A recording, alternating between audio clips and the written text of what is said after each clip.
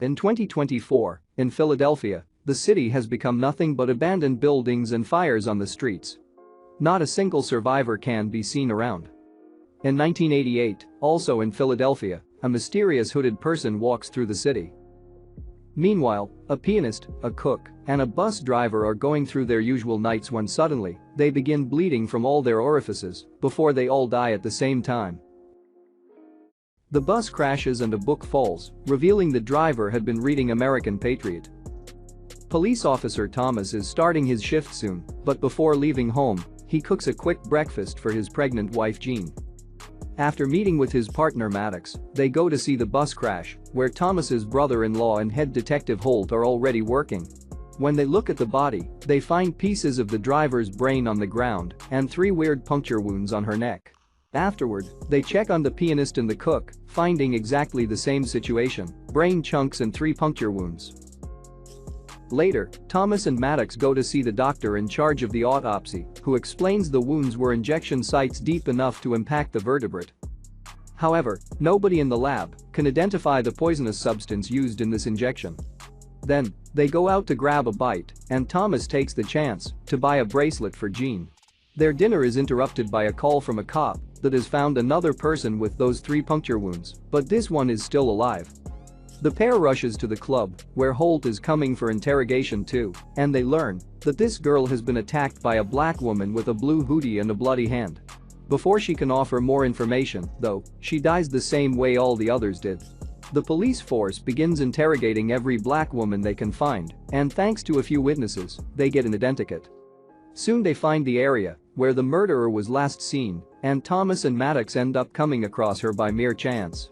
Her name is Raya, and she runs to hide in the subway station, so the cops follow her there, missing when the radio in the car announces Jean is going into labor.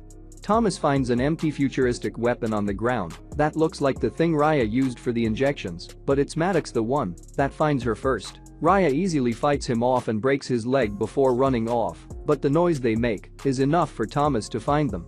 He aims his gun at her, only to freeze when she begins speaking mysterious words. Raya knows his name and says this is where it happens. She also congratulates him on his new daughter and apologizes for Maddox, claiming she didn't mean to. Thomas doesn't want to hear it and tries to arrest her, but Raya fights him off and handcuffs him to a bench. Remembering he still has her weapon, Thomas hits her with it and Raya falls back, dying when the train passes by. Taking the case as closed, Thomas leaves the station and another officer tells him about his wife. Thomas rushes to the hospital, where he's approached by another cop that tells him Raya had no ID or fingerprint matches, she was a nobody. The only thing on her was some weird keys. The officer also asks Thomas for his revolver because Raya had a bullet from a service gun on her hand, which is strange because none of the cops at the scene of the crime fired their weapons. Then, Thomas is found by a nurse that tells him Jean is having trouble giving birth and is hemorrhaging. Thomas rushes to her side and puts the bracelet on her wrist, but his presence isn't enough. Moments later, the doctors bring Thomas and Holt the news: the baby is safe, but Jean unfortunately died. 9 years later, in 1997, Thomas, who is now a detective, has taken the day off to spend it with his daughter Amy on her birthday. Amy has been wearing her mother's bracelet since she was a baby, and every year Thomas gifts her a new charm for it. Their first stop is at the cemetery to leave some flowers on Jean's grave, and Thomas is shocked to see someone had already been there and left flowers as well. Next, they should be going to the zoo, but Thomas gets an emergency call and since it's so important, he leaves Amy with another cop for a moment while taking a look at the latest crime. Maddox is there too, walking with a limp now and swearing he wasn't the one to leave flowers for Jean earlier. The reason why Thomas was called is that another body with 3 wound punctures has shown up, and since today it's the anniversary, it can't be a coincidence. This time the victim is a professor of politics, and the weird poison has been used again, which is strange because not even the police labs could figure out what it was. Holt, who is now lieutenant, shows up as well, and after telling Thomas he didn't leave flowers for Jean either, they check the security cameras and find a person wearing the same hoodie as Raya.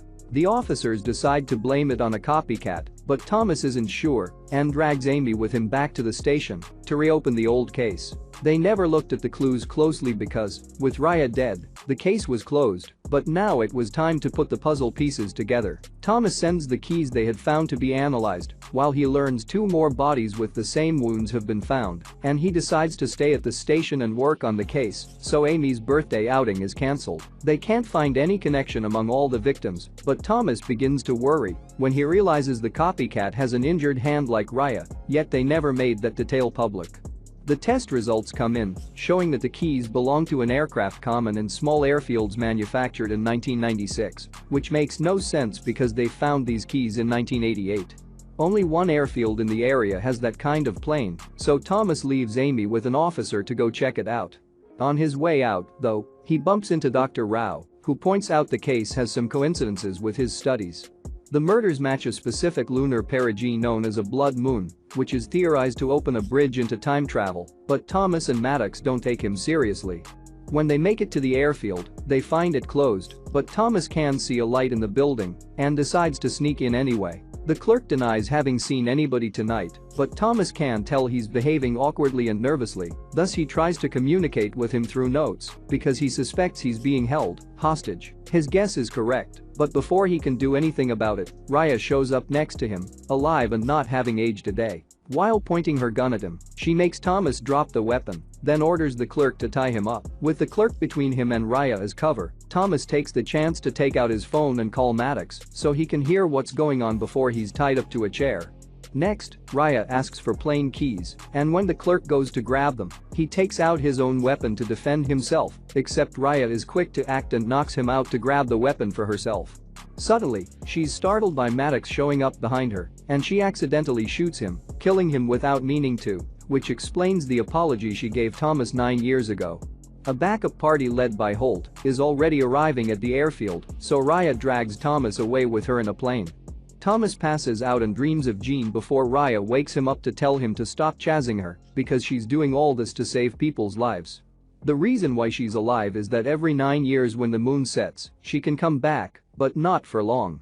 She doesn't want to explain more because Thomas needs to stop and go back home to his daughter, but since he refuses, Raya pushes him out of the plane and into the water. Thomas swims to the shore and finds the crashed plane, yet no Raya is in sight. In the morning, after Holt scolds him for being reckless, Thomas tells him they won't find Raya's body because she's most likely a time traveler from the future. 9 years later in 2006, Thomas is digging out the grave of a man called Harold Novak, whose death had been dismissed as an addiction, but Thomas now finds the 3 wound punctures on his skeleton. He has become so obsessed with this case that he left the force and became a private investigator to figure out the mystery behind Raya. He lives in his car and has a radio hooked to the police force's frequency in order to keep an ear out for any clues. Thomas has also begun reading about the moon and its energies while looking for Dr. Rao, but he's completely disappeared. After checking Novak's name on a list, Thomas visits the widow, who tells him Novak used to run a white nationalist militia group.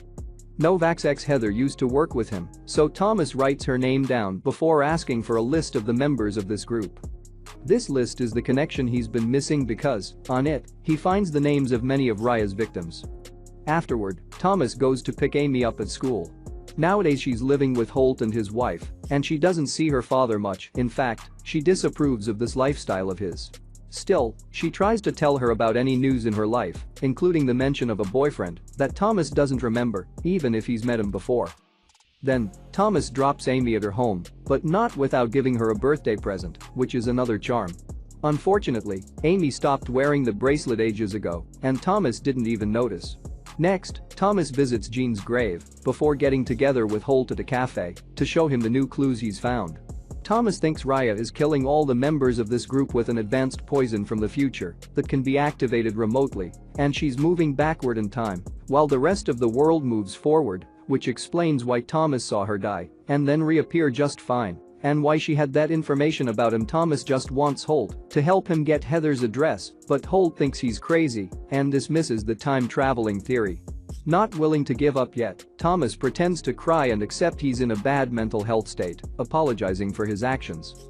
Holt hugs him and promises to help him find a therapist, and Thomas takes the chance to steal his badge. Once Holt is gone, Thomas pretends to be him and calls the station to ask for Heather's information from the system. Unfortunately, by the time Thomas makes it to Heather's place, she's already dead and she's got the same bleeding and 3 wound punctures. Suddenly, Raya jumps out of the house and Thomas tries to shoot her, wounding her hand with one of his bullets as it was previously found on her dead body. Raya escapes on a bike, so Thomas steals a truck and follows her to the same beach where she had crashed the plane. By entering a sewer pipe, Thomas finds the place where Raya hides her time machine, but before he can do anything, she activates it and gets away. When Thomas leaves the sewer, Holt and his men are waiting for him to arrest him, not believing his crazy story about a time traveler. From afar, Rao watches this whole scene happen. 9 years later in 2015, Rao finally finished working on the poison that would later be used by Raya by testing it on pigs. Thomas had been right, it's activated remotely from a computer, which explains why all the victims die at the same time. His lab is near the same shore with the sewer pipe, and the security cameras show him that today, Thomas is making camp at the beach because he knows it's the anniversary and Raya should be coming. While waiting, Thomas gets a call from Amy, telling him that even if they barely see each other nowadays, she'd like him to be there when she has her baby. He barely has time to think about what to do when suddenly, his face is covered and he's knocked out. When he wakes up, Thomas finds himself in Rao's van with all the dead pigs. Rao himself is driving and explaining that it's thanks to Thomas's investigation that he understood Raya is saving the world and she's the culmination of his own research. He'll be keeping Thomas locked for a few days so Raya can do her thing, then Rao promises to let him go. Thomas doesn't accept this plan, though, and he jumps on Rao to try to make him stop the van. Instead, the vehicle ends up crashing and Thomas gets to run away. A few moments later at the beach, Raya shows up after time traveling for the first time and Thomas is there waiting for her. He intends to kill her so she can't keep traveling back, that way the murders won't happen and he won't become this obsessed shell of a person. Raya explains he won't do that because she's known him her entire life. In fact, Thomas was the one that told her to take this job. Then, Raya takes off her bracelet, revealing she's Thomas's granddaughter, explained by the fact Amy married a black man.